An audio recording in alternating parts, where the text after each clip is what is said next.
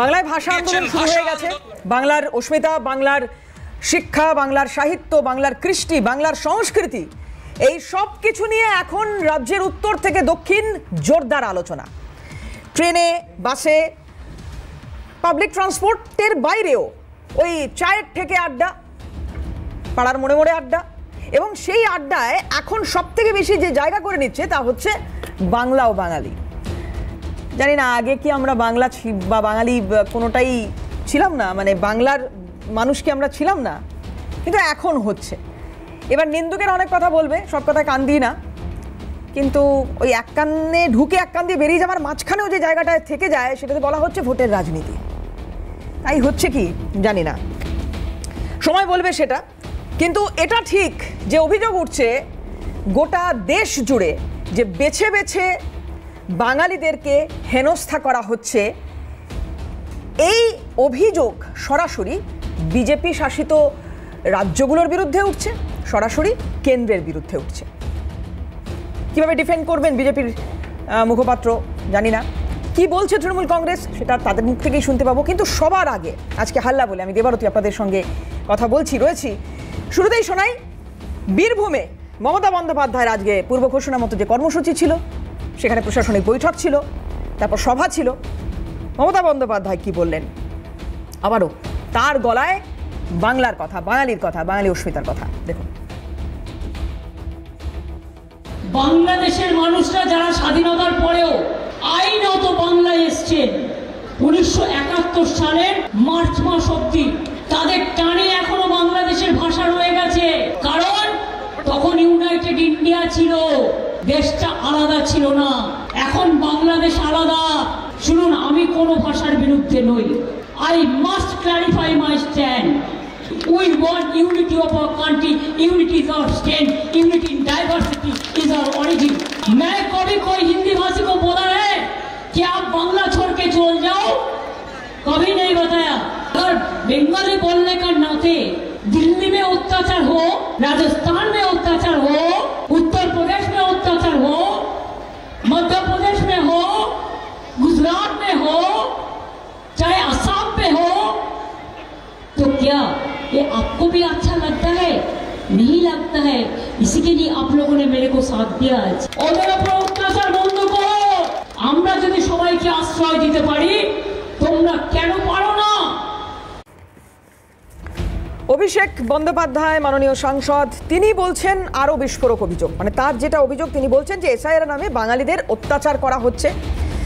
বিহারে কুকুরের নামে আবাসিক শংসাপত্র প্রকাশ্যে, যারা এসআইআর এর নামে বাঙালিদের অত্যাচার করছে, মানুষের অধিকার ছিনিয়ে ভুয়ো ভোটার কার্ড তৈরি করছে, বিজেপির তল্পি বাহকের কাজ করছে ইসিআই। সরাসরি অভিযোগ অভিষেক বন্দ্যোপাধ্যায়। শোনাবো একটু কি বলেছেন উনি, দেখুন। তারা এসআইআর এর নাম করে বাঙালিদের উপর অত্যাচার করছে। গতকাল আপনারা দেখেছেন বিহারের একটি ঘটনা, যেখানে সাধারণ মানুষের নাম বাদ দিয়ে কুকুরের নামে রেসিডেন্সিয়াল সার্টিফিকেট ইস্যু করে ভোটার আইডি কার্ড করছে।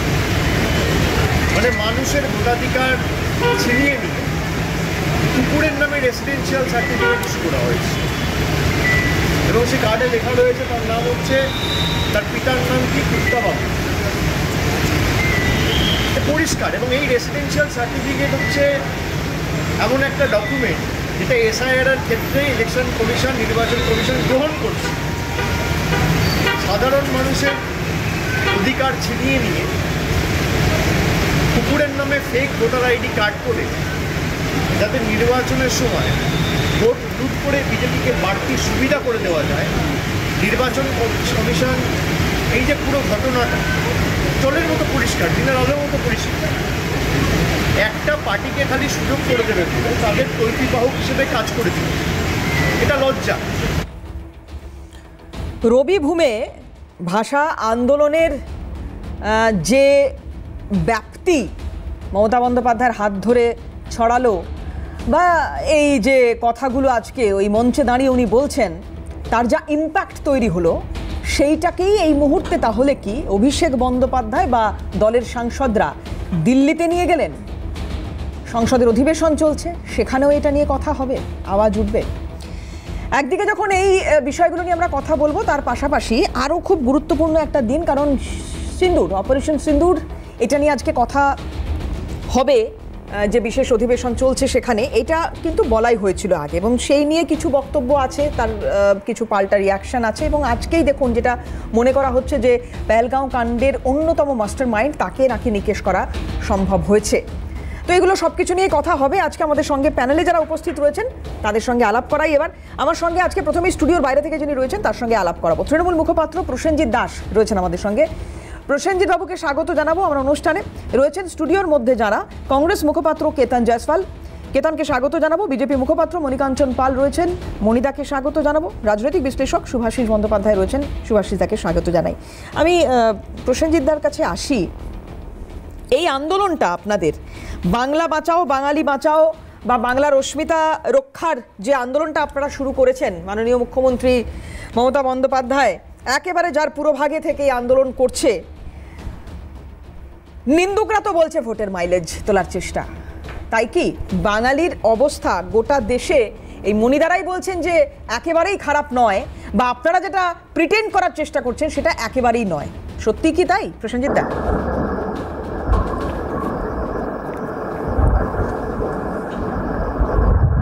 দেখুন, আমরা সবসময় বাঙালি এবং বাঙালির জাতির পক্ষে লড়াই করি এবং সেই লড়াইয়ের নেতৃত্ব দেন মমতা ব্যানার্জি।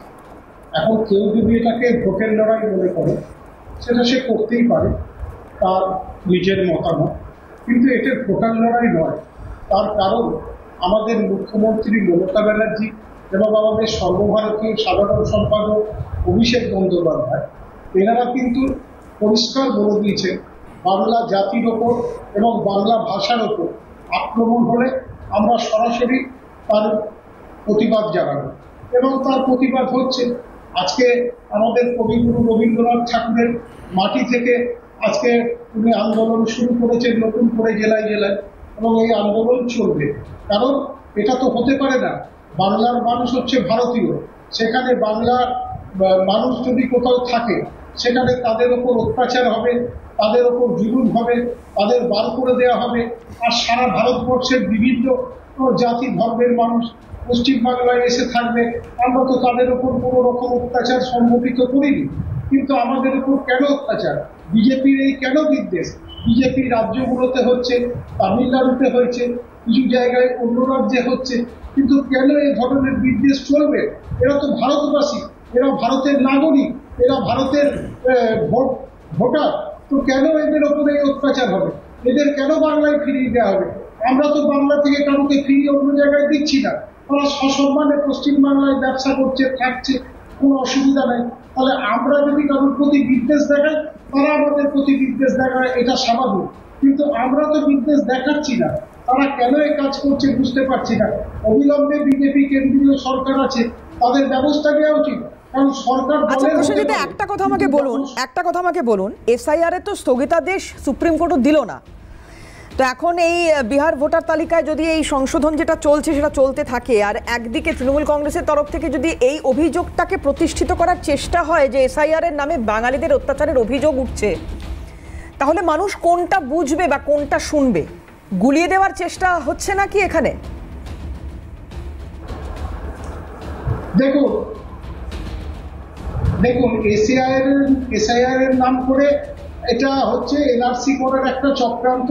নির্বাচন এলেই এগুলো হয়। আপনি বলুন না যে সারা ভারতবর্ষে কোথাও এখনো শুরু হলো না, শুধুমাত্র বিহার নির্বাচনের আগে হচ্ছে আর পশ্চিমবাংলায় নির্বাচনের আগে। সেটা আপনি বলতে পারেন যে নির্বাচনের আগেই কেন, ডেফিনেটলি আপনি বলতে পারেন, কিন্তু আপনি কি এটা চান না দাদা? বুকে হাত দিয়ে বলুন যে কে আমার দেশের নাগরিক, কে ভারতের নাগরিক, সেটা আমি জানি, আপনি জানুন, চান না?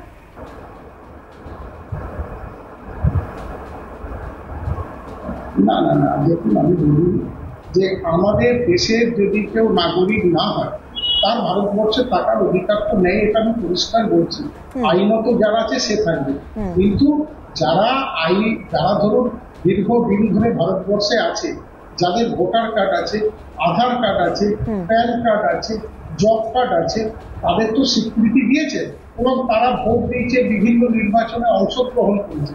আজকে তাদের যদি কোনো ভুল থাকে তাদের যদি কোনো বেআইনি কিছু থাকে, তাহলে আমি মনে করি যারা ওদের ভোটে নির্বাচিত হয়ে পার্লামেন্টে গেছে, তাহলে তাদেরও তো ভুয়া, তারাও তো ভুয়া, কারণ তাদের তো পার্লামেন্ট থেকে পদত্যাগ করা উচিত। কারণ তাদের ভোট দিয়ে পার্লামেন্টে যাব, এসআইআর করে তাদের বিতাড়িত করব, তাদের ভোটাধিকার কেড়ে নেবো, তাহলে তারা পার্লামেন্টে কি করে গেল? তাহলে তারাও জানে, তাদেরও পদত্যাগ করতে হবে। আমরা তো বলছি যে যারা অরিজিনাল তারা দেশে থাকবে, যারা অরিজিনাল নয় তারা থাকবে না। সরকার যা সিদ্ধান্ত নেবে সেটাই হবে। আমরা তো সরকারের কোনো সিদ্ধান্তের বিরোধিতা করছি না, কিন্তু আমরা বলছি নির্বাচনের আগে কেন। একদম, আমি এই প্রশ্নটা নিয়ে প্রসেনজিৎ দা পরে আসছি আবার আপনার কাছে। এই প্রশ্নটা নিয়ে একটু মনিদার কাছে যাই, নির্বাচনের আগেই কেন, যেটা প্রসেনজিৎ দা বলছেন। আর আরেকটা বিষয় আমি একটু এখানে জুড়ে দিতে চাইবো এটার সাথে, যে বিজেপির তল্পি বাহকের কাজ করছে ইলেকশন কমিশন অফ ইন্ডিয়া, যে অভিযোগ করছেন এখানে অভিষেক বন্দ্যোপাধ্যায়। এই যে এটা তো এখন লাগাতার চলবে, বাঙালি অস্মিতা নিয়ে কথা বলা, এসআইয়ের বিরোধিতা করা, এটা তো লাগাতার চলবে, এটা বোঝাই যাচ্ছে। আপনারা কিভাবে এটাকে ঠেকাবেন কি করে, কি প্রিকশন নিচ্ছেন, বা এই ঘটনা যখন ঘটছে, যখন আপনি আপনার পাড়ায় যাচ্ছেন, ঘুরছেন, কারো কাছে কি শুনতে হচ্ছে এই ধরনের কথা যে আপনারা তো বাঙালি বিরোধী? দেখুন, প্রথম বিষয় হচ্ছে যে এখানে বাঙালি তাড়ানো হচ্ছে না, এখানে যারা ভারতীয় নয় তাদের তাড়ানো হচ্ছে। দুটোর মধ্যে অনুপ্রবেশকারী আর বাঙালির মধ্যে গুলিয়ে দেওয়া হচ্ছে। বাংলায় কথা বললে কিন্তু সে যে ভারতীয় তা নয়, কারণ আমাদের যে দেশ ভাগ হওয়ার পর বাংলাদেশ হয়েছে, ওখানকার লোকেরাও বাংলায় কথা বলে, তা বলে কি তারা ভারতীয়? বিষয়টা তৃণমূল কংগ্রেস গুলিয়ে দিচ্ছে। অ্যাকচুয়ালি যা অবস্থা হয়েছে, গতবারে বাংলায় বাংলার মেয়েকে চাই, তারপরে কামদুনির মেয়েও বাংলার মেয়ে ছিল, আরজি করের মেয়েও বাংলার মেয়ে ছিল, ল কলেজের মেয়েও বাংলার মেয়ে ছিল, তাদের যেভাবে ধর্ষিতা করা হয়েছে। গত 15 দিনে শিলিগুড়িতে প্রায় একবার 64টি, একবার 34 জনকে মেয়ে পাচার করছে, সেটা পুলিশ ধরা হয়েছে। সুতরাং যেভাবে ওই পারসেপশন বলুন তৈরি করেছিল বাংলার মেয়ে মানে খুব সেফ থাকবে, থাকেনি। চারদিকে চোর, তৃণমূল কংগ্রেস গেলেই চোর চোর রব উঠছে। এখান থেকে নজর ঘুরিয়ে দেওয়ার জন্য একটা নতুন গিমিক। আপনি প্রসেনজিৎবাবুর কাছে জিজ্ঞেস করবো, প্রসেনজিৎবাবু আপনার টাইম আসলে আপনি একটু কাইন্ডলি উত্তর দেবেন। আজকে মমতা ব্যানার্জি যে ভাষা আন্দোলন করছেন, সেই ভাষা কি আমাদের আমরা যা স্টুডিওয়ে বসে আছি সেই বাংলা ভাষা, না অনুব্রত পুলিশকে যে ভাষা বাংলা ভাষা বলেছিল সেই ভাষা? কোন ভাষার জন্য আন্দোলন করছে এটাও আপনি ক্লিয়ার করে দেবেন না কি? কয়েকটা জিনিস আমি ক্লিয়ার করে দিতে চাই। যে প্রথম বিষয় হচ্ছে যে যারা বাংলাভাষীদের ধরা হয়েছে, সেখানে কেউ নন বেঙ্গলি কেউ কিন্তু কমপ্লেন করেননি, বাঙালিরাই কমপ্লেন করেছে। এবং তার ভিত্তিতে, এবং এটার হরিয়ানার সিএম বলুন, তামিলনাড়ুর পুলিশ সুপার বলুন, ওখান থেকে কিন্তু তাদের স্টেটমেন্ট যে ওখানকার বাঙালিরা কমপ্লেন করেছে যে যাদের আধার কার্ড নেই বা কিছু বাঙালি চলে এসেছে তাদেরকে আমরা চিনি না, সেই কমপ্লেনের ভিত্তিতে গিয়ে কিন্তু ধরা হয়েছে। সুতরাং কেউ নন বেঙ্গলি গিয়ে কমপ্লেন করেনি। আজকে এটাও ভাবতে হবে যে আজকে পেপারে আমরা দেখলাম যে তারা বলছে যে আমরা ঈদে যাই না, আমাদের এত ইনকাম নেই যে ঈদের সময় গিয়ে আমরা আনন্দ করব, কিন্তু সময় ভোট দিয়ে আসি। তৃণমূল কংগ্রেস আমাদের কাছে ভোটটা নিয়েছে, এখন তারা আমাদের কাছে এইভাবে বিপদে ফেলে দিচ্ছে। তো সুতরাং সব জায়গা থেকে আমরা দেখেছি যে বাঙালিদের কিভাবে বাঙালি করে বাঙালি সেন্টিমেন্ট, তৃণমূল কংগ্রেসের এই বাঙালি সেন্টিমেন্টটা যারা সুরক্ষিতভাবে দীর্ঘ বছরের পর বছর ধরে ব্যবসা বাণিজ্য কাজ করছে তাদের বিপদে ফেলে দিচ্ছে। তারা কিন্তু অলরেডি আমাদের কাছে কমপ্লেন করছে। নাম্বার 3, এটা ভাবতে হবে যে ব্যাঙ্গালোরে দ্বিতীয় ভাষী যদি থাকে সেটা কিন্তু বাংলাভাষীর লোকেরা আছে। সবথেকে বেশি বাঙালি কর্মচারী কিন্তু মহারাষ্ট্রে আছে, কোটি কোটি বাঙালি আছে। কোথায় তাদের উপর অত্যাচার হচ্ছে যে বাঙালি করে করা হচ্ছে? সুতরাং এই বাঙালি ভাষা লিঙ্গুইস্টিক একটা লড়াই নয়, এটা অনুপ্রবেশকারীর লড়াই। যদি যারা বাংলা বলে সবাই কি ভারতীয়, এটাকে তৃণমূল কংগ্রেসকে বলতে হবে। বাংলা বলা মানেই ভারতীয় নয়। আর আমরা বারবার দেখেছি আর একটা বিষয় হচ্ছে কেন বাঙালি, কারণ সারা ভারতবর্ষে যদি বর্ডার এরিয়া ধরা হয় তাহলে পাকিস্তান আর আমাদের বাংলাদেশ। সুতরাং পাকিস্তানের ওখান থেকে অনুপ্রবেশকারী আসে না, তাহলে হিন্দি ভাষা বা ওদের ভাষায় পাখতুন ভাষায় কথা বলতো, সেটা ধরা হতো, সেটা হচ্ছে না। এখন তাহলে বেশিরভাগ বাঙালি অনুপ্রবেশকারী, বাংলাভাষী, বাঙালি বলবো না, বাংলাভাষী অনুপ্রবেশকারী আছে। তার প্রমাণও কিন্তু বারবার পাওয়া গেছে যে ভুয়ো আধার কার্ড, ভুয়ো ভোটার কার্ড আমাদের কোথায় তৈরি হয়েছে? মধ্যমগ্রামে তৈরি হয়েছে, বসিরহাটে তৈরি হয়েছে, বারাসাতে তৈরি হয়েছে, এই বিরাটি থেকে পাকিস্তানের অনুপ্রবেশকারী, মানে পাকিস্তানি আছে যে পরিবারের তরফ থেকে আমরা কিছু রিয়াকশন পাচ্ছি, তারা তো বলছেন যে আমাদেরকে এরকম জোর করে, আমাদের বাড়ির সদস্যদের জোর করে আটকে রাখা হয়েছে বিভিন্ন রাজ্যে, রাজস্থান বলুন, হরিয়ানা বলুন, অনেক ঘটনা। এইবার সেটার তো তারা ক্ল্যারিফাই, যেমন আপনারাই চ্যানেলে করলে দেবারতী যে হরিয়ানা থেকে 23 জনকে ধরা হয়েছে, 23 জন ধরার পর তখন ভেরিফিকেশন করার পরে তো 13 জনকে ছেড়ে দিয়েছে, 10 জন বাংলাদেশে পাঠিয়ে দেওয়া হয়েছে। এরকম তো নয় যে কাগজপত্র দেখানো যদি প্রমাণ দিতে পারছে হচ্ছে, দু একটা এদিক ওদিক হয়ে যাচ্ছে। কিন্তু আমার প্রশ্ন প্রসেনজিৎ বাবুর কাছে, ওখানকার অন্য রাজ্যের পুলিশ যখন এখানকার পুলিশকে ভেরিফিকেশনের জন্য পাঠাচ্ছে, সেই তথ্য তৃণমূল কংগ্রেসের পার্টি অফিসে কি করে চলে যাচ্ছে? পুলিশে অ্যাডমিনিস্ট্রেশন আমাদের বাঙালি বিজেপি নেতাদের কাছে তো পাঠাচ্ছে না, ওখানে বিজেপি শাসিত রাজ্যের থেকে বিজেপি নেতাদের কাছে আসছে না, পুলিশের কাছে আসছে, আইনের মাধ্যমে আসছে, সেখানে কি করে চলে যাচ্ছে? মমতা বন্দ্যোপাধ্যায় এখানে বলছেন, মানে এই মাইগ্রেন্ট লেবারদের উদ্দেশ্যে ওনার বক্তব্য হচ্ছে যে আপনারা ফিরে আসুন, এত অত্যাচারিত হচ্ছেন ওখানে না হয়ে আপনারা ফিরে আসুন, আমরা আপনার পাশে আছি, এখানে আসুন। কিন্তু এই প্রশ্নটা আবার পাশাপাশি বিরোধীদের তরফ থেকে ওঠা শুরু হয়েছে যে এখানে ফিরে আসবেন, তার প্রেক্ষাপটটা কি তৈরি হয়েছে? এখান থেকে ওরা গেছিলেন কেন? কাজ ছিল না বলে তারা গেছিলেন, এখন এখানে ফিরে এসে কি করবেন? মুখ্যমন্ত্রীর বক্তব্য আমি আসবো, একটু শুনিয়ে নিই মুখ্যমন্ত্রীর বক্তব্য, এবং তারপরে একটা ব্রেক নেব, ফিরে এসে আসবো আপনার কাছে। কি বলেছেন মাননীয়? দেখুন,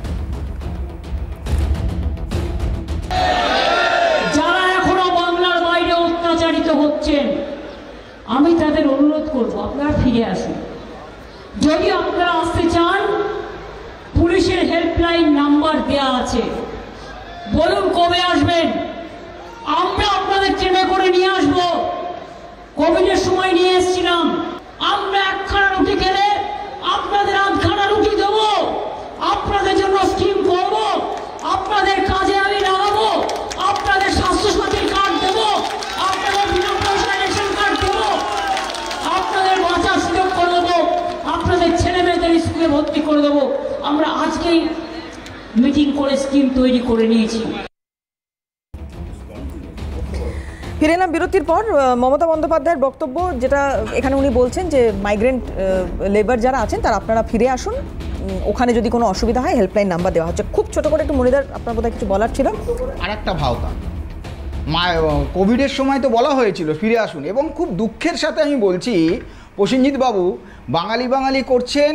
1978 সালের রিপোর্ট বলছে ভারতবর্ষে 2/3 আইএস অফিসার ওয়েস্ট বেঙ্গল থেকে, 100 জনের মধ্যে 67 জন IAS, IPS, IFS officer Bangla থেকে হতো, বাঙালি হতো। আজকে যে বাঙালিদের জন্য তর্ক করছেন, তারা কি করছে? লোকের বাড়ি ঝিয়ের কাজ, এই হরিয়ানার কেসটা, লোকের বাড়ির ঝিয়ের কাজ, ব্যাঙ্গালোরে যে ঝাড়ুদার পট্টি আছে সেখানে বাঙালিরা কোথায় নিয়ে গেছেন? বাঙালির স্মিতার কথা বলছেন, বাঙালিদের আপনারা কোথাও নিয়ে গেছেন। আর লাস্টলি বলি, এই যে এখনই সিএম একটা ভাওতার মধ্যে দেখুন, মিথ্যা কথা বললে না ধরা পড়ে যায়, বিনা পয়সায় রেশন কার্ড করে দেবো। তাহলে কি এতদিন পয়সা দিয়ে রেশন কার্ড হতো? যারা আসবে তাদের বিনা পয়সায় রেশন কার্ড হবে, আর রেশনে তো মালও দেয়, প্রোডাক্টও দেয়, চাল গম তো দেয় কেন্দ্রীয় সরকার। সুতরাং মিথ্যা কথার একটা লিমিট থাকে। আপনাদের অরিজিনাল বিষয় 26-এ পায়ের তল থেকে মাটি সরে গেছে, তাই কোনো ডেভেলপমেন্টের কথা না বলে একটা ভাওতা জিনিস তৈরি করছেন, কিন্তু হাত জোর করে বাঙালির জন্য অতিরিক্ত, একটা লাইনে শেষ করছি, বাঙালির জন্য অতিরিক্ত ভালোবাসা দেখাতে গিয়ে যে কোটি কোটি শিক্ষিত বাঙালি স্কিল্ড কর্মচারী যারা সোনার কাজ করে, হীরের কাজ করে, তাদের আপনারা বিপদে ফেলে দেবেন না। তারা বারবার আমাদের কাছে ফোন করছে যে মমতা ব্যানার্জির এই বাংলার দরদ দেখানোর জন্য আমরা কিন্তু বিপদে পড়ে যাচ্ছি। বেশ, আমি প্রসেনজিৎদের বোধহয় কিছু বলার রয়েছে, আমি আসবো দাদা আপনার কাছে, কিন্তু তার আগে একটু কেতানের কাছে যাই। কেতান, তাহলে মানে যেটা দাঁড়াচ্ছে বিষয়টা, যাই হোক ঘুরে ফিরে একজন বলছে দেশের মানে স্বার্থের কথা, আমি যদি মনিদাদের দলের কথা ধরে নিই, তাহলে দেশের কথা ভেবে এই ঘটনা ঘটানো হচ্ছে বা এটা করা হচ্ছে, যদি করা হয়ে থাকে।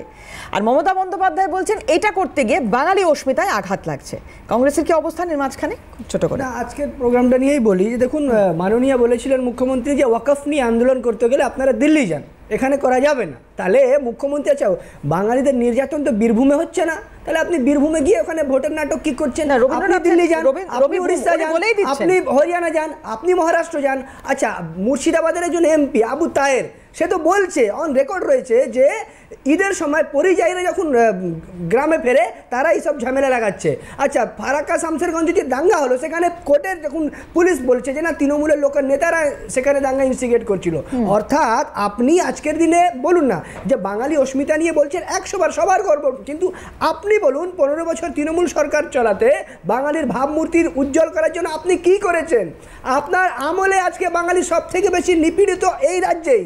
এই রাজ্যে কর্মসংস্থান আছে, আমি এই প্রশ্নটাই তোমার কাছে রাখতে চাইছিলাম কেতান। উন্নয়ন নিয়ে আমরা কথা বলেছি, বা উন্নয়নের নিরিখে ভোট হোক এটা সবাই চাই, গোটা দেশ জুড়ে চাই, ইন্ডিভিজুয়ালি রাজ্যগুলোতেও চাই, কিন্তু উন্নয়নের জন্য মানে আমরা যে এই যে তুমি আমি এখন উন্নয়ন উন্নয়ন উন্নয়ন এই যে কথা বলছি, এই উন্নয়ন হচ্ছে বা হচ্ছে না সেটা নিয়ে কটা লোক বদার্ড, কটা লোক উন্নয়নের অর্থ জানে, কটা লোক ভাতা ছাড়া উন্নয়ন দরকার এটা ভাবছে, কটা লোক মেধার চাষ করছে। এই বাংলাই তো মেধা দেখিয়েছে, এই বাংলাই তো পথ দেখিয়েছে ভারতকে। আজকে তুমি উন্নয়নের কথা বলছি, কজন শুনছে ভাই, কজন বুঝছে যে উন্নয়ন কি? এই তো মুখ্যমন্ত্রীকে তো বলতে হবে যে এ রাজ্যে আসুন কি দেবো নাকি আপনাকে রেশন কার্ড দিব, মানে এর থেকে বাইরে রাজ্য সরকার। কিন্তু সেইটা তাহলে বোঝাতে পারছো না কেন? বোঝানোর দায় তোমাদের, মানুষ বুঝতে পেরেছে যে এটা উন্নয়ন কত বড় ভাওতাবাজ। যখন করোনার সময় তখন অধীর চৌধুরী ছিলেন পিএসসি কমিটির চেয়ারম্যান, রেলমন্ত্রীকে চিঠি লিখে 2টো ট্রেনের ব্যবস্থা করেছিলেন। এই মুখ্যমন্ত্রী তখন বলেছিলেন যে না করোনা এক্সপ্রেস বাংলায় ঢুকতে দেবো না, আর আজকে ভাওতা দিচ্ছেন তোমাদের জন্য ট্রেন করে দেবো, মনে হচ্ছে যেন উনি রেলমন্ত্রী। এবার ব্যাপারটা হচ্ছে লক্ষ্মীর ভান্ডারে 1000 2000 আগামী দিনে জানি না তাহলে তো কোনো ক্ষতি নেই। আমি তো আজকে বাংলার মানুষ টিভির মাধ্যমে ইন্টারনেটের মাধ্যমে দেখতে পাচ্ছে যে কংগ্রেস আমি যেটা তোমার বা মনিদার কাছ থেকে, এখানে কোনো সিপিএম এর কোনো যদি গেস্ট থাকতেন আমি একই প্রশ্ন রাখতাম। তোমরা আন্দোলন করছো, লাফালাফি করছো, রাস্তাঘাটে নাপছো, পুলিশের হয়তো লাঠিচার্জ কোথাও কোথাও খেতে হচ্ছে, টিয়ার গ্যাস খেতে হচ্ছে, ভোট পাচ্ছে তৃণমূল কংগ্রেস। আমার বক্তব্য হচ্ছে যদি তৃণমূলের সবই খারাপ হয় তাহলে তো এদেরকে ধরে ফেলে দেবে, যেটা বামেদের করা হয়েছিল, হয়নি তো? তোমরা কোথায় ভাই? তো একদমই। এবার আপনাকে বলি 2000 তৃণমূল ক্ষমতায় আসার পর যে ভোটগুলো হয়েছে 16 তারপর 21, 16 সালেই দেখুন তৃণমূলের অবস্থা একেবারে খারাপ ছিল। সেখানে যদি ওই আরএসএস এর ভোটগুলো না পেতে 21-এ দেখুন 21-এ তৃণমূলের অবস্থা খারাপ ছিল। 21-এ যদি বিজেপি 2016 সাল, আজকে 26 এর কথা বলছি আমরা। একদমই 10 বছর আগে আরএসএস এর সঙ্গে ছিল না, কার সাথে ছিল এখন ভেবে লাভ নেই, তোমাদের সঙ্গেও ছিল। আমি বলছি 10 সেকেন্ড ভেবে লাভ নেই, এই রাজ্যে লাভ নেই। আমাকে বলো গোছাতে পারছো না কেন? না একদম তোমরা গোছাতে পারছো না কেন? মনিদারা পারছে না কেন? কমে যাচ্ছে কেন?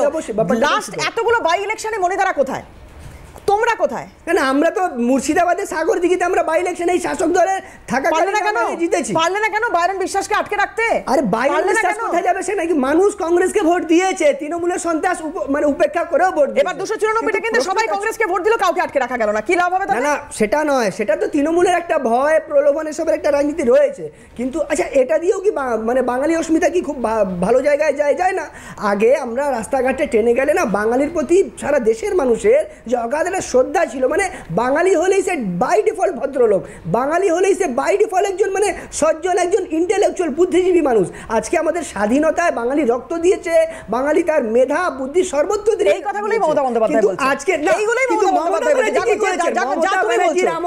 তুমি বলছো কিছুক্ষণ আগে আমি এই বাইটি দেখালাম যেটা মমতা বন্দ্যোপাধ্যায় বলছেন। সুভাষিস দার কাছে আসবো।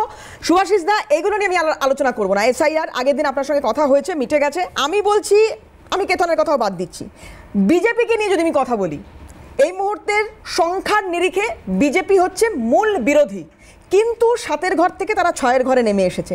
বিজেপি যদি এইভাবে ক্রমশ জনপ্রিয়তা হারাতে থাকে, এবং এবার কি হলো অ্যাডেড বাঙালি অস্মিতার বিরুদ্ধে যাওয়া, কি হবে? দেখুন দেবতী, আমার এক মেসমশাই ছিলেন, উনি খুব দিনের পর দিন মোটা হতে থাকছিলেন, স্থূলকায় হতে থাকছিলেন, তার বিভিন্ন রকম শরীরে প্রবলেম হচ্ছিল। ডাক্তার বারবার বলছিল ভালো ডাক্তার দেখান, একটু ফিট অন আমি ফিট, দারুণ ফিট। দুম করে একদিন হার্ট অ্যাটাক হলো, চলে গেলেন আমাদের ছেড়ে। পয়েন্টটা হচ্ছে আপনার কি রোগ আছে সেটা বাইরের লোক দেখে যখন আপনাকে বলছে এবং আপনি ওটা দিনের পর দিন সেটাকে অবজ্ঞা করে চলেছেন, তার মানে আইদার আপনি ওই রোগটাকে হ্যান্ডেল করতে চান না, অর আপনি বুঝে গেছেন যে ওই রোগটা থেকে আমি রিকভারি পাবো না। পয়েন্টটা হচ্ছে ভীষণ সিম্পল অ্যান্ড স্ট্রেট একটা পয়েন্টটা হলো নাম্বার থিওরেম। গল্প গুজব ন্যারেটিভ ছাড়ুন। মমতা বন্দ্যোপাধ্যায় রবীন্দ্রনাথের পরে আমার কথায় বাংলায় বাঙালিদের মধ্যে অস্মিতা নিয়ে কথা বলতে পারেন একমাত্র মমতা বন্দ্যোপাধ্যায়, কারণ ওনার মতো বাংলায় বসে এতগুলো ভাষার উপরে দখল এবং সেই প্রতিটা ভাষাকে যেভাবে উনি ব্যবহার করেন, সে প্রতিটা ভাষা আমার অবধি যখন পৌঁছায় আমি বুঝতেই পারি না কোন ভাষায় এসেছিল আর আমি কি বুঝলাম, কারণ আমার সীমিত জ্ঞান, আমি সব জিনিস বুঝতে পারি না, সব ভাষা বুঝতে পারি না ভারতবর্ষে কি আছে, কিন্তু উনি জানেন, তো উনারই মানায় যে এই কথাগুলো উনি বলেন। দ্বিতীয় কথা, এই যখন ভাষা নিয়ে যখন বিভিন্ন রকম কথাবার্তা হচ্ছে তখন সাংগঠনিক পলিটিক্স যেটা নাম্বার থিওরামের সাথে ডাইরেক্টলি কানেক্টেড সেটা কেউ বুঝতে পারছে না। সেটা আমি তোমাকে এই এক্ষুনি কেতনকে যেটা জিজ্ঞেস করছিলাম আমি ওটা উত্তর দিচ্ছি, কেতনের পক্ষে সম্ভব না সেটা উত্তর দেওয়া, কারণ কেতন একটা রাজনৈতিক দলকে রিপ্রেজেন্ট করে। আমি জেনারেল জায়গা থেকে বলছি কথাটা হচ্ছে আমরা যখন ভোট দিতে যাই তার আগে আমাদের মাইন্ডসেট তৈরি করার জন্য ন্যারেটিভ ইউজ হয়। সেটা বাঙালি অস্মিতা হতে পারে, সেটা করাপশন হতে পারে, সেটা SC ST হতে পারে, সেটা SSC চাকরি হতে পারে, সেটা যে কোনো রকম জিনিস একটা ন্যারেটিভ তৈরি করে। এই ন্যারেটিভটা একটা মাইন্ডসেট তৈরি করে। এই মাইন্ডসেটটা নিয়ে একটা মানুষ ভোট দিতে যায়, এটা হচ্ছে ideal theory of casting. Ideal theory, কথাটা মাথায় রাখবে, আইডিয়াল থিওরি অফ কাস্টিং। কিন্তু সেটাই যখন কোন জায়গায় সেই ধরনের ভোটিংগুলোকে ইনফ্লুয়েন্স করা যায়, যেই জায়গায় দাঁড়িয়ে একটা মানুষের কাছে কোনো গভর্নমেন্টের উপরে ডাইরেক্ট ডিপেন্ডেন্সি নেই। যত তুমি এই যে শহরতলি, বালিগঞ্জ, টালিগঞ্জ, এই তোমার স্টুডিও এলাকা, এখান থেকে বেরিয়ে যাও, যত তুমি বেশি দূর না 50-60 কিলোমিটার গাড়ি চালাও, যত তোমার আস্তে আস্তে টাউনশিপ থেকে ছেড়ে বেরিয়ে যাচ্ছ, যতটা তোমার সেমি রুরাল বা বেল্টে যাচ্ছ, রুরাল বেল্টে যাচ্ছ, বা ভীষণ ডিপ ইন্টেন্স রুরাল বেল্টে ঢুকে পড়লে সেখানে গিয়ে কিন্তু ন্যারেটিভ তত ডাইলিউট হতে থাকে। যদি গ্রাফের দিকে যাও, যত ডিস্টেন্স তুমি ক্যাপিটাল থেকে দূরে সরবে তত তোমার এটা পড়তে থাকবে আস্তে আস্তে তোমার ন্যারেটিভটা। এবং ন্যারেটিভ শুধু ডাইলিউট হয় না, অল্টারনেট ন্যারেটিভ তৈরি হয়। আমি বলতে চাই না, আমি আরজিকর বলো, চাকরি বাকরি বলো, এরপরে আমি জেলায় জেলায় গাড়ি নিয়ে ঘুরে বেড়াই, বিভিন্ন লোক জেলায় গিয়ে আমি পড়ে থাকি, শুনি শুধু মানুষদের কথাবার্তা, আমার লোকের সাথে মিশতে ভালো লাগে। সেখানে গিয়ে দেখি কলকাতায় এক ন্যারেটিভ, আরেকটু এগিয়ে গেলাম আমি বর্ধমান টাউনে এক ন্যারেটিভ, কালনায় এক ন্যারেটিভ, পুরুলিয়ার টাউনে এক ন্যারেটিভ, পুরুলিয়া থেকে ভিতরে চলে গেলে অযোধ্যা পাহাড়ের দিকে এক ন্যারেটিভ, বাঁকুড়ায় চলে গেলে এক ন্যারেটিভ, বাঁকুড়া থেকে একদম ইন্টেরিয়ারে চলে যাওয়া এক ন্যারেটিভ, ট্রাইবাল বেল্টে চলে যাওয়া এক ন্যারেটিভ, টপিক এক, তার ন্যারেটিভ প্রতি জায়গায় চেঞ্জ হচ্ছে। এই প্রতিটা চেঞ্জ ন্যারেটিভ কেন চেঞ্জ হয়, সেটা ইন্টেনশনালি ভোট হেডগুলো চেঞ্জ করায়। কেন চেঞ্জ করায়? যাতে করে ভোট ব্যাংককে নিজের সুবিধা মতো ইনফ্লুয়েন্স করে কাস্ট করানো যায়। আমি আবারও বলছি, ওইসব আইডিয়াল থিওরি থেকে বেরিয়ে আসো। কাস্ট এই রাজ্যে করানো হয়। এবার বললেই রাজনৈতিক লোকজন বলবে তৃণমূল বাম্পার রিগ্গিং করে, রিগিং করে একদম মানে উড়িয়ে দিচ্ছে সবাইকে। আমি এবার একটা থিওরি বলছি, এটা শুনো। 2007 সালে যখন পঞ্চায়েত ভোট মমতা বন্দ্যোপাধ্যায় সিপিএমের হাত থেকে জিতেছিল, আমার মনে পড়ে না এরকম দৃশ্য, 8 সালে জিতেছিল, আমার মনে পড়ে না এরকম কোনো ছবি তোমাদের কাছেও আছে যে মিষ্টির প্যাকেট নিয়ে বামপন্থীরা মমতা বন্দ্যোপাধ্যায়কে বলেছিলেন আসুন আপনারা সেখানে জিতুন। সংগঠন হয়েছিল, খুনাখুনি হয়েছিল, এরাও মেরেছিল, তারাও মেরেছিল, এদেরও মাথা ফেটেছিল, তাদেরও মাথা ফেটেছিল, এটা কোনোটাই সমর্থনযোগ্য না। কিন্তু ঘটেছিল, কেন ঘটেছিল? রাজনীতিক লোকেরা জানে এটা ঘটাটার প্রয়োজনীয়তার কতটা। আমাকে তুমি মারবে, আমি বসে বসে মার খাবো আর টিভি চ্যানেলে এসে বিবৃতি দেবো, সেটা কোনোদিন সাংগঠনিক পলিটিক্সের পার্ট হতে পারে না। দ্বিতীয় জিনিস খুব বোঝার প্রয়োজনীয়তা আছে, আজকের ডেটে দাঁড়িয়ে যদি সংগঠনটা রিগিংয়ের দোহাই দেয় তাহলে দুটো হিসাব জেনে রাখো। একটা লোকসভা, আমি একদম 2024 লোকসভা গেল তো, একটা লোকসভায় পিছনে একটা বিধানসভায় অ্যাভারেজে 300-র আশেপাশে বুথ থাকে।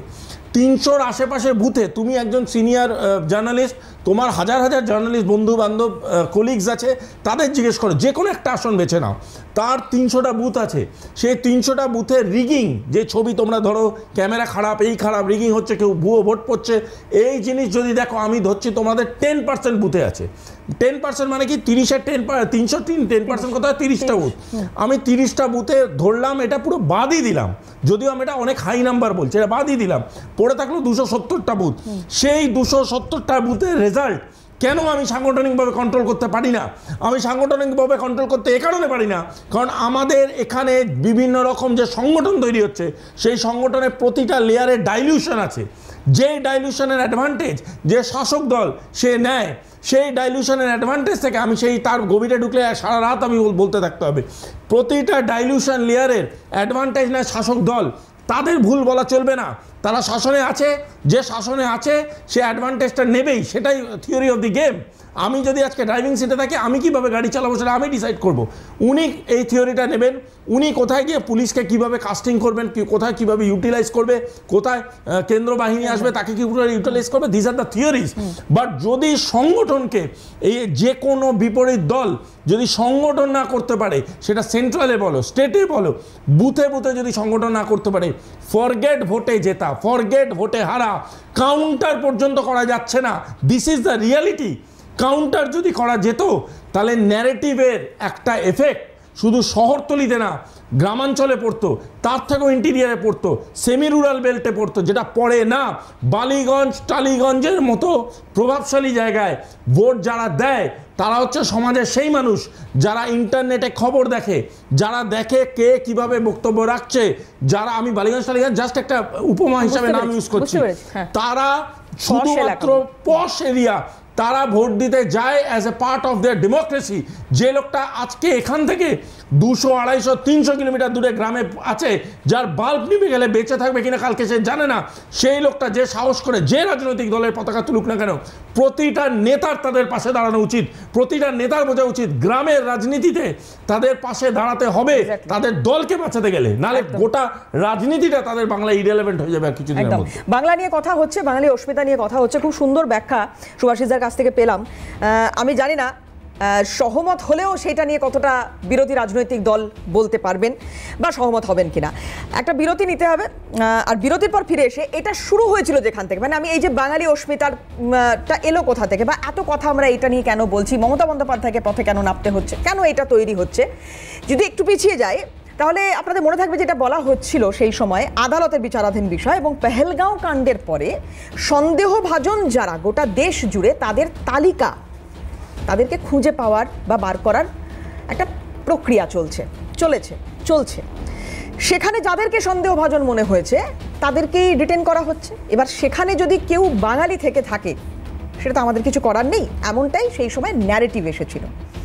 তো পেহেলগাঁও কাণ্ডের সময় এটা নিয়ে সমালোচনা হয়েছিল যে 4 জন বা 6 জন জঙ্গি, যাদেরকে প্রথমত এটা বোঝা যাচ্ছে না 4 জন না 6 জন, পরে বোঝা যাচ্ছিল যে এখানে একটা বিরাট সংখ্যক কাশ্মীরি মানুষদের হেল্প সেই সময় ছিল, কিন্তু এক্সাক্ট সংখ্যাটা বোঝা যাচ্ছিল না। তো যেটা খবর পাওয়া গেল যে এটার জন্যই গোটা দেশ জুড়ে এই সন্দেহভাজনদের তালিকা তৈরি, খোঁজা হচ্ছে। আর আজকে কি বলা হলো, আজকে কি দেখা গেল, এই পেহেলগাঁওয়ে অন্যতম মাস্টার মাইন্ড, তাকে নাকি নিকেশ করা সম্ভব হয়েছে। আর অপারেশন সিন্দুরের কথা বলছেন রাজনাথ সিং সংসদে দাঁড়িয়ে, সাহসিকতার কথা, ডেফিনেটলি স্যালুট ইন্ডিয়ান আর্মিকে, কিন্তু এটা নিয়েও রাজনীতি হচ্ছে। ऑपरेशन सिंदूर को अंजाम देने से पहले हमारी सेनाओं ने हर पहलू का बहुत ही गहराई के साथ अध्ययन किया। वादियों और उनके ठिकानों को अधिकतम नुकसान पहुंचे और जिसमें पाकिस्तान के आम नागरिक को कोई क्षति न होने पाए, इस बात की भी हम लोगों ने चिंता की।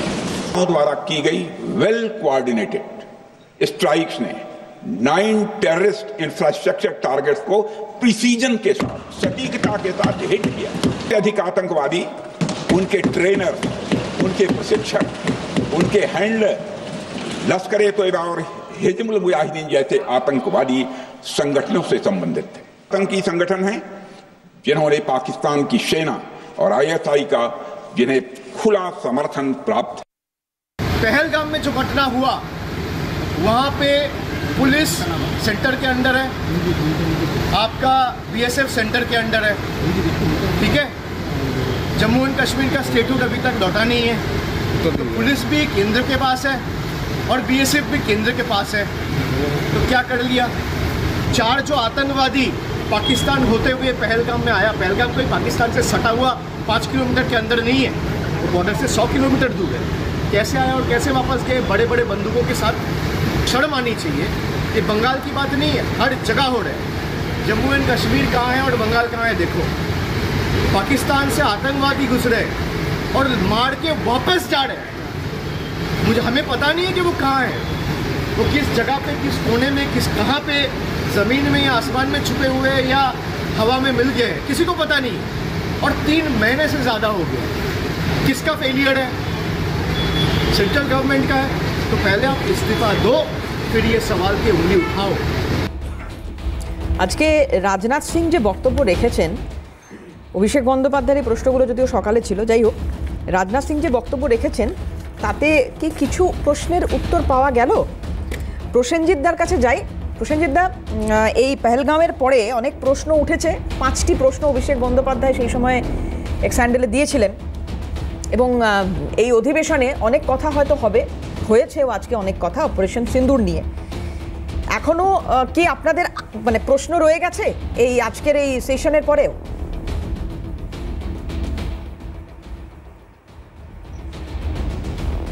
দেখুন, প্রশ্ন তো থাকবেই, কারণ একটা ঘটনা ঘটেছে আজকে 3 মাস পর একজনকে গ্রেপ্তার করা হয়েছে।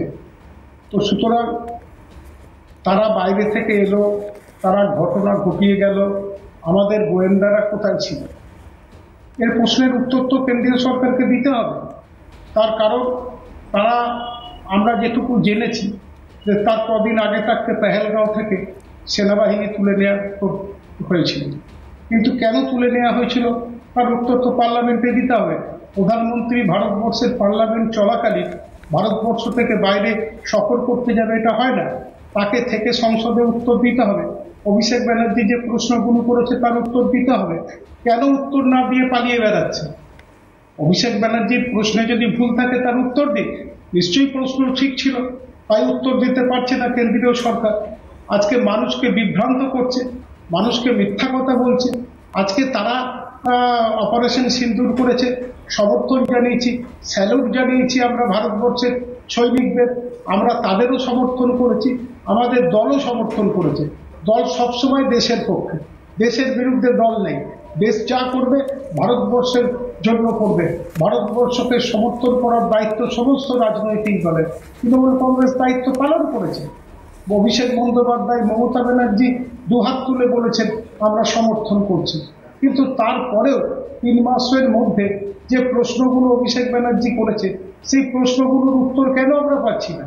কেন পালিয়ে বেড়াচ্ছে প্রধানমন্ত্রী? ভারতবর্ষের প্রধানমন্ত্রী, তার কি দায়িত্ব কিছু নেই? তিনি পালিয়ে বেড়াবেন কেন? পার্লামেন্ট চলাকালীন তিনি বাইরে সফরে গেলেন কেন? কারণ পার্লামেন্টে তাকে উত্তর দিতে হবে। এইসব ভাওতা দিয়ে লাভ কি? বড় বড় কথা বলবো আর এইসব নিয়ে কথা বলবো না, দেশের সুরক্ষা নিয়ে কথা বলবো না, দেশের সীমান্ত নিয়ে কথা বলবো না, এটা তো হতে পারে না। কারণ আমরা তো পার্লামেন্টের কাছেই জানবো, পার্লামেন্টেই তো আমাদের সর্বোচ্চ আদালত, সেখানেই তো আমরা জানবো। তো সেখানে প্রশ্নের উত্তর পাবো না, সেখানে আমরা জানতে পারবো না কি হলো, কারণ প্রধানমন্ত্রী নেই, কেউ উত্তর দেবে না, কালকে পার্লামেন্ট বন্ধ হয়ে যাবে। হ্যাঁ, এই ধরনের জিনিস তো হতে পারে না।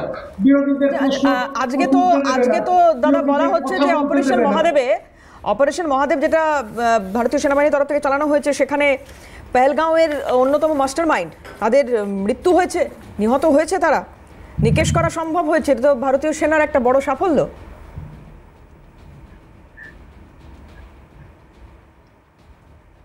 না না, সে তো ভারতীয় সেনার সাফল্যকে আমরা গুরুত্ব দিচ্ছি। আমরা নিশ্চয়ই বলছি ভারতীয় সেনা যথেষ্ট যোগ্য এবং যথেষ্ট সক্ষম। ভারতীয় সেনা নিয়ে আমরা কথা বলছি না, আমরা ভারতের সরকার নিয়ে কথা বলছি। যে সরকারের যে দায়িত্ব সেটা সরকার কেন পালন করছে না? সেনাবাহিনী তো তার দায়িত্ব সবসময় পালন করছে, কিন্তু ভারতীয় সরকার কেন পালন করছে না? কেন অপারেশন সিন্দুর চলতে চলতে হট করে বন্ধ করে দিল? কার কথায় বন্ধ করে দিল? কেন বন্ধ করে দিল? তার ব্যাখ্যা আজ অব্দি কিন্তু ভারতবর্ষের প্রধানমন্ত্রী, ভারতবর্ষের স্বরাষ্ট্রমন্ত্রী, ভারতবর্ষের প্রতিরক্ষা মন্ত্রী কিন্তু দিলেন না। এটা উত্তর খোঁজার চেষ্টা করব। আমি একটু বিরত করি আপনাকে মনিদার কাছ থেকে, কিন্তু একটা ব্রেক নেব। ফিরে এলাম বিরতির পর। আগামীকাল রাজ্যসভাতেও এই অপারেশন সিন্দুর বা এর সাফল্য ইত্যাদি নিয়ে কথা হবে এবং সেই আলোচনায় লোকসভায় রাহুল গান্ধী থাকবেন। লোকসভা রাজ্যসভা দুটোতেই আলোচনা চলবে এবং রাহুল গান্ধীর থাকার একটা সম্ভাবনা আছে। কেতান রয়েছেন। কেতান, মানে আমি হয়তো এখন থেকে তোমরা রিভিল করবে না বিষয়টা, যে তোমাদের স্ট্যান্ড পয়েন্ট এক্ষেত্রে বা তোমরা কি কোন জায়গা থেকে আক্রমণে যেতে চাইছো, কিন্তু যেটা প্রসেনজিৎ দা বলছেন তোমরা সহমত আশা করি তার সাথে। না, ব্যাপারটা হচ্ছে যে পাকিস্তান আমাদের দেশে ঢুকে পেহেলগামে আমাদের যারা ট্যুরিস্টরা ছিল তাদেরকে নির্মমভাবে তাদের হত্যা করলো, এবং হত্যার মধ্যে দিয়ে আর একটা বার্তাও বা একটা চক্রান্তও ছিল যে দেশে যাতে ওই জাতি দাঙ্গা বা ধর্মের নামে একটা দাঙ্গা হবে বা সেরকম একটা ছিল। এবার সেটা তো আমাদের সরকারের বা ইন্টেলিজেন্সের একটা ব্যর্থতা ছিল, সেটা নিয়েও প্রশ্ন হয়েছে। তখন আমাদের রাহুল গান্ধী বিদেশ থেকে এসছেন, উনি সরকারের কাছে মানে প্রথমে আমরা সবাই সেনাকে আমাদের পার্টি থেকে বলা হয়েছে যে না, সরকার বা সেনা যা স্টেপ নেবে পাকিস্তানকে মানে জবাব দেওয়ার জন্য আমরা কিন্তু আমাদের সেনাবাহিনীর পাশে রয়েছি, সরকারের পাশে রয়েছে, একদম নিঃস্বার্থ সমর্থন একেবারে, ঠিক আছে, খুব সুন্দর। তারপরে একটা বলা হলো যে সরকার একটা অল পার্টি মিটিং ডাকুন, আমাদের কংগ্রেস পার্টি থেকেই বলা হয়েছিল। অল পার্টি মিটিং তো হলো, কিন্তু কি দেখা গেলো যে সেখানে দেশের যিনি মানে প্রধান, যাকে বলা হয় যে দেশ নাকি আজকে ভারত সরকার না মোদী সরকার, সেই নরেন্দ্র মোদী ওই অল পার্টি মিটিংকে প্রাধান্য না দিয়ে তিনি বিহারে ভোট প্রচারে ব্যস্ত। এতে বোঝা যায় না সিরিয়াসনেস।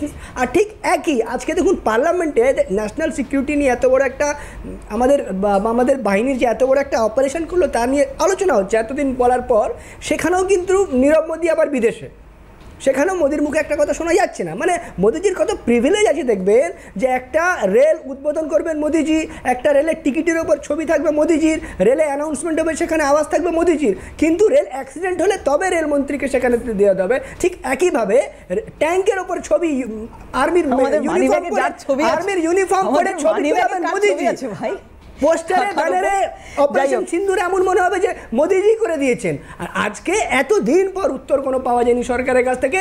ট্রাম্প 25 বার বলে দিয়েছে যে আমরা মধ্যস্থতা করেছি। ওই India Trump, who is Trump, যে আমাদের কমন সেন্স নিয়ে বলছে যে ডেফিনেটলি আমি গেতানের সঙ্গে এখানে একমত যে এই প্রশ্নগুলোর উত্তর হয়তো এক্ষেত্রে কেন্দ্রীয় সরকারকে খানিকটা হলো বিড়ম্বনায় ফেলছে বা ফেলছে কি মনিদা? কেউ বলে যে চিলে কান নিয়ে গেছে, তা আমরা চিল বা আকাশের দিকে বুদ্ধিমান লোকেরা দেখে না, কানটা আগে দেখে নেয়।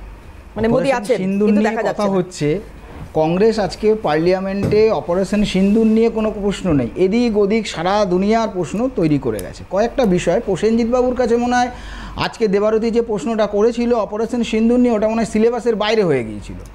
আপনার হয়তো আপডেটেড নয় যে অভিষেক ব্যানার্জি যখন বাইরে গেল অপারেশন সিন্দুরের কথা বলতে, বিভিন্ন দেশে পাঠানো হয়েছিল আমাদের এমপিদের, তখন উনি কি বলেছিলেন?